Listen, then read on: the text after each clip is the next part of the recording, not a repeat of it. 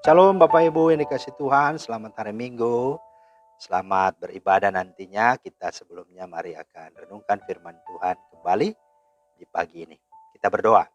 Terima kasih Tuhan buat hari yang begitu istimewa. Kami kembali lagi ada di saat ini karena anugerah-Mu. Kami akan melandasi dengan firman Tuhan sebelum kami beribadah. Mohon hikmat, pengertian, dan pimpinan Roh Kudus. Dalam nama Tuhan Yesus kami berdoa. Amin. Bapak Ibu, firman Tuhan kita terambil di dalam Yohanes 6 ayat 26 sampai 27. Yesus menjawab mereka, "Aku berkata kepadamu, sesungguhnya kamu mencari aku bukan karena kamu telah melihat tanda-tanda, melainkan karena kamu telah makan roti itu dan kamu kenyang.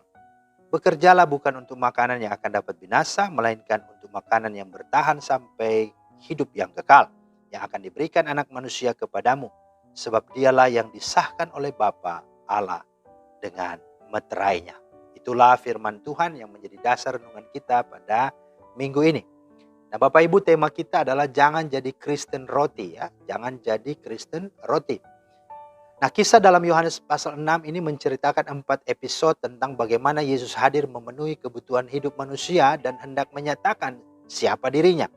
Di dalam pertemuan pertama, Yohanes 6, 1-14, Yesus memperlihatkan tentang bagaimana Allah itu sesungguhnya yang sangat mengasihi dan memperhatikan serta menjawab kebutuhan-kebutuhan lahiriah atau kebutuhan jasmani manusia. Dalam hal ini, orang banyak dengan membuat mujizat memberi mereka makan berjumlah 5.000 orang. Padahal saat itu kata Filipus dan Andreas, saudara Simon Petrus, nggak mungkin bisa memberi makan sebanyak itu.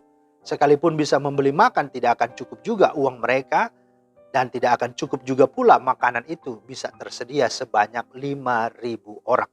Lagi pula hari itu sudah mulai petang dan akan masuk hari raya Paskah.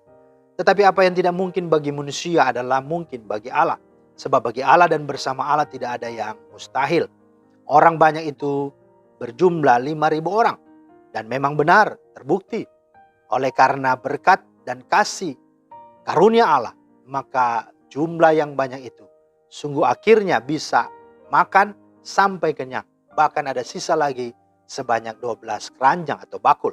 Itu sebabnya di ayat 14-15 di sana dikatakan, ketika orang-orang itu melihat mujizat yang telah diadakannya, mereka berkata, "Dia ini adalah orang benar dan benar-benar adalah nabi yang akan datang ke dalam dunia." Karena Yesus tahu bahwa mereka hendak datang dan hendak membawa dia dengan paksa untuk menjadikan dia raja, maka Yesus pun menyingkir pula ke gunung seorang diri dan dia berdoa di sana. Kemudian di dalam pertemuan kedua, Yohanes 6, 16-21, kita melihat bagaimana Allah di dalam Yesus Kristus juga memperhatikan kehidupan spiritual mereka. Dengan dia mengoreksi dosa mereka, mengoreksi hal-hal yang tidak benar di dalam hati dan pikiran mereka, yakni ketakutan, keraguan, dan ketidakpercayaan mereka. Itu adalah wujud dari cinta kasih Tuhan bagi mereka dan tentu bagi kita juga. Lalu kemudian di dalam pertemuan ketiga, Yohanes 6, 25-29, dia menunjukkan siapa dirinya dan menegaskan supremasinya, menegaskan mengenai dia yang lebih unggul dari segala sesuatu. Dia adalah tanda atau mujizat yang paling ajaib dan terbesar yang pernah ada dan terjadi di dalam dunia ini. Dia adalah pribadi yang paling besar dan mulia dibandingkan dengan seluruh manusia. Dia adalah Allah. Kata Yesus, "Aku berkata kepadamu, sesungguhnya barang siapa percaya, ia mempunyai hidup yang kekal. Akulah roti hidup. Nenek moyangmu telah makan mana di padang gurun dan mereka telah mati. Inilah roti yang turun dari sorga. Barang siapa makan daripadanya, ia tidak akan mati. Akulah roti hidup yang telah turun dari sorga. Jikalau seorang makan dari roti ini, ia akan hidup selama-lamanya. Dan roti yang kuberikan itu ialah dagingku yang akan kuberikan untuk kehidupan dunia." Dan di dalam pertemuan keempat, masih dalam pasal yang sama Yohanes 6, 25-29, kita justru menemukan anomali bahwa orang banyak termasuk golongan murid adalah orang-orang yang mencari roti.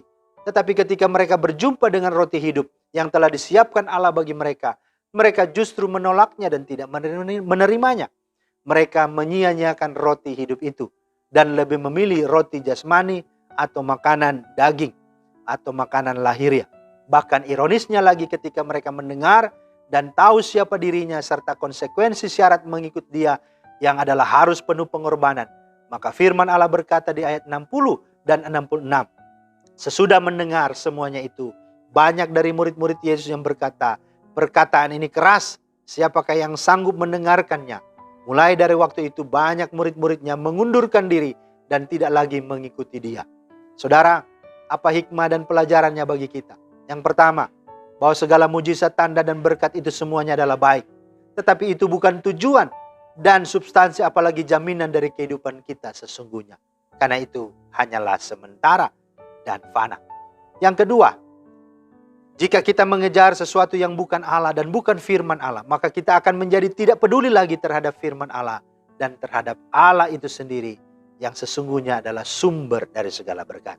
Yang ketiga, jika kita mengejar sesuatu yang bukan Allah dan bukan firman-Nya, maka kita akan kecewa dan putus asa, bahkan akan mengundurkan diri dari iman percaya kita kepada Tuhan Yesus Kristus. Sebagaimana sikap orang banyak dan para murid, mereka tidak tahu bahwa hidup mereka itu terbatas, sementara dan fana. Mazmur 93-12 menunjukkan bahwa manusia itu seperti rumput, seperti bunga, satu ketika bertumbuh tapi suatu saat layu dan lisut adanya. Dan yang keempat, mari jangan menjadi Kristen roti, tetapi jadilah Kristen yang sudah memiliki roti hidup itu di dalam hati kita, yakni percaya dan menerimanya sebagai Tuhan dan Juru Selamat kita. Kata Yesus, akulah roti yang telah turun dari sorga, bukan roti seperti yang dimakan nenek moyangmu, dan mereka telah mati. Barang siapa makan roti ini, ia akan hidup selama-lamanya. Ayat 53-58. Kiranya Roh Kudus memampukan kita untuk dapat menjadi pelaku-pelaku firman Tuhan yang setia, untuk menjadikan Kristus sebagai roti pemuas hidup, sebagai roti yang tentu dapat menjamin kita untuk kehidupan sampai kekal selama-lamanya. Tuhan Yesus memberkati. Selamat beribadah dan selamat melayani. Selamat hari Minggu. Mari kita berdoa. Terima kasih Tuhan, kami bersyukur atas firman-Mu. Mampukan kami untuk menjadi Kristen yang betul-betul mengikut Engkau, bukan menjadi Kristen roti, menjadi Kristen yang suka akan berkat-berkat saja, tetapi sungguh terlebih dari itu semua adalah sungguh hidup di dalam dan bersama Sang Sumber berkat, itulah Engkau. Demi Kristus kami berdoa. Amin. Demikianlah firman Tuhan hari ini. Selamat hari Minggu, Tuhan Yesus memberkati. Shalom.